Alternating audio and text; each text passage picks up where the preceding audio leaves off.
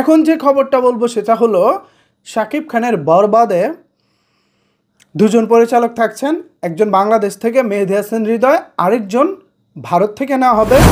শাকিব খানের নতুন সিনেমা বরবাদের বাজেট 15 কোটি টাকা।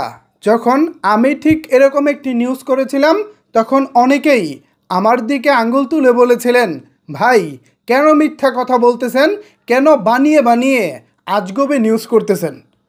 আমাকে তো এই কথা বলতে পারছেন, আজকে যমুনা টিভিকে বলেন। এই মুহূর্তে বাংলাদেশের অন্যতম জনপ্রিয় টেলিভিশন চ্যানেল হচ্ছে যমুনা টেলিভিশন। এই যে দেখেন 15 কোটি বাজেটে বরবাদে শাকিব খান। কি এবার কি যমুনা টিভি কেউ বকবেন? আমাকে বকার আগে আমি কে, আমার পিছনের ইতিহাস সব কিছু জেনে তারপর আমাকে বকা দিবেন।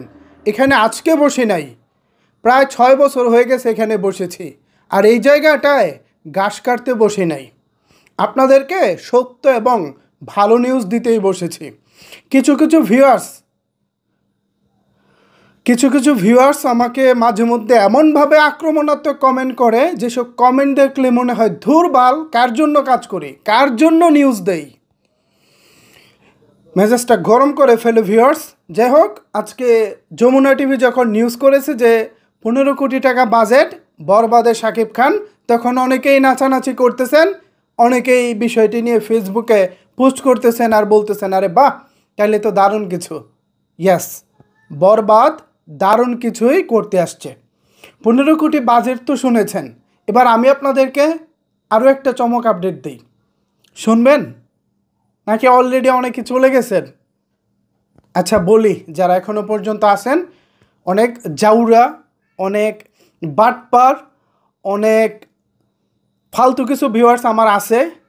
যাই হোক, তারাও আমার ভিউয়ার্স, ভালো হোক মন্দ হোক, পাগল হোক ছাগল হোক, বা আমি পাগল হই ছাগল হই, আমার কথা তো তারা শোনে।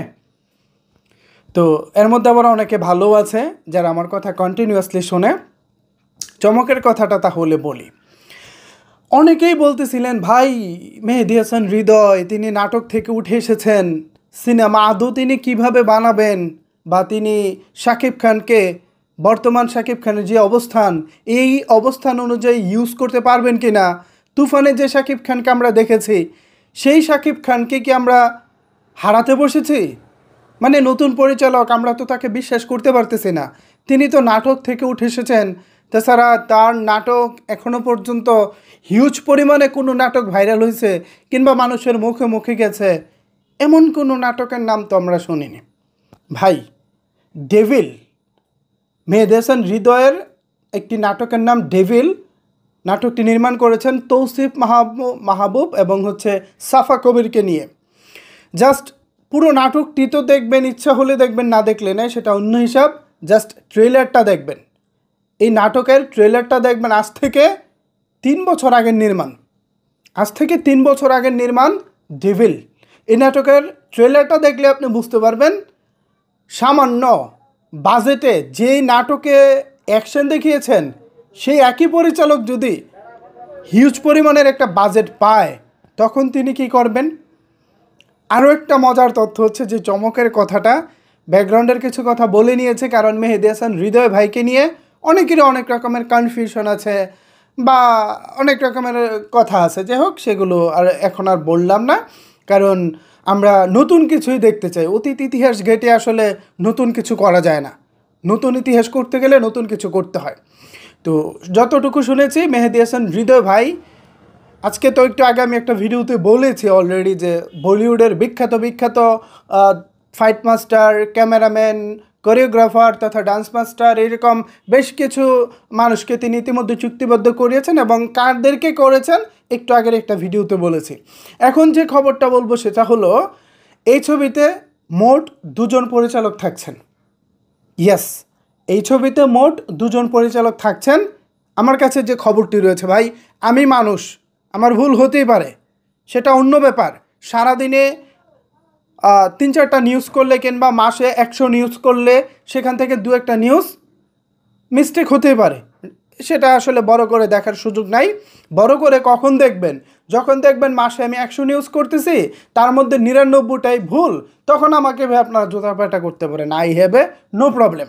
বাট আমি যখন সত্যটা বলবো, তখন কিন্তু আমার সত্যটাকে বাহবা দিতে হবে।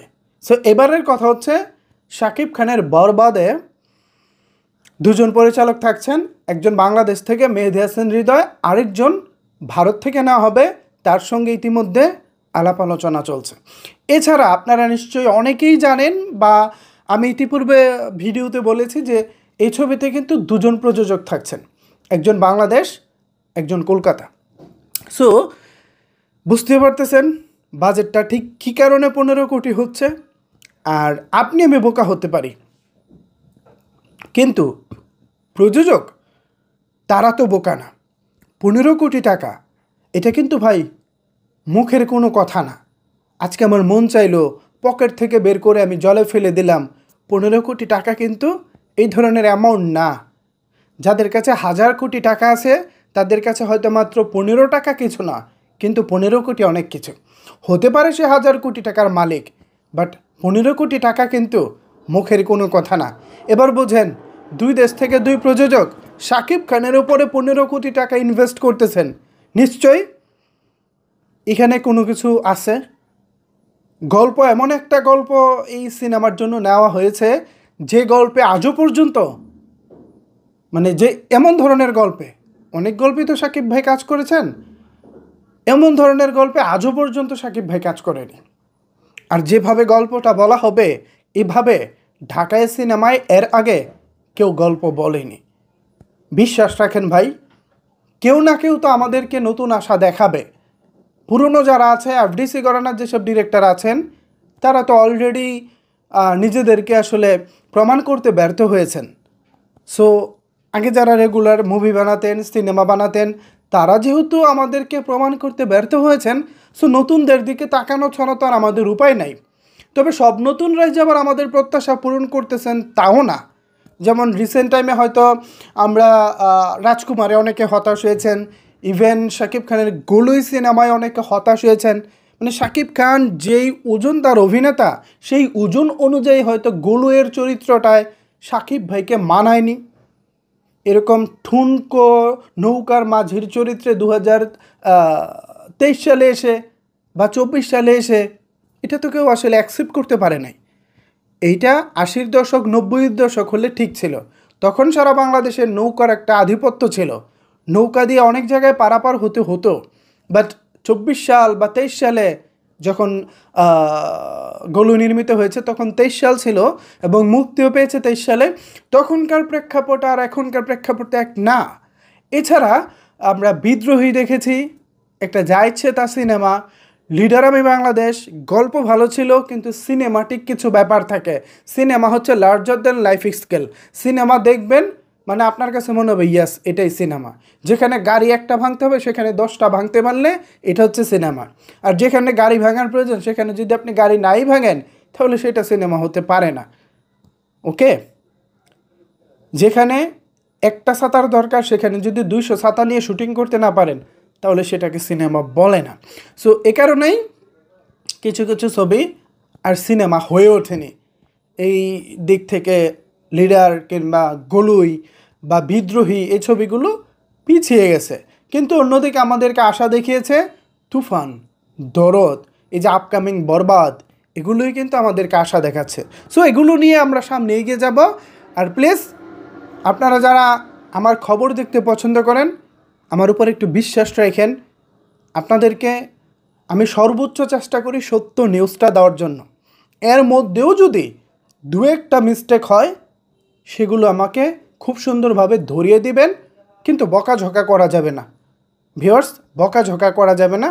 এটা আসলে ভালো দেখায় না। আমি মানুষ, আমার মিস্টেক হতেই পারে, কিন্তু সেটা সঠিকভাবে ধরিয়ে দিবেন। সো ভিউয়ার্স, আজকে ফাইনালি আমাদের যমুনা টেলিভিশন জানিয়ে দিয়েছেন বরবাদ 15 কোটিতে হচ্ছে। আমি যতটুকু জানি বাজেট আরও বাড়তে পারে। এ বিষয়ে আপনাদের কোনো কিছু বলার থাকলে অবশ্যই সেটি নিচের কমেন্ট বক্সে জানাতে পারেন। ধন্যবাদ সবাইকে সম্পূর্ণ ভিডিওটি দেখার জন্য।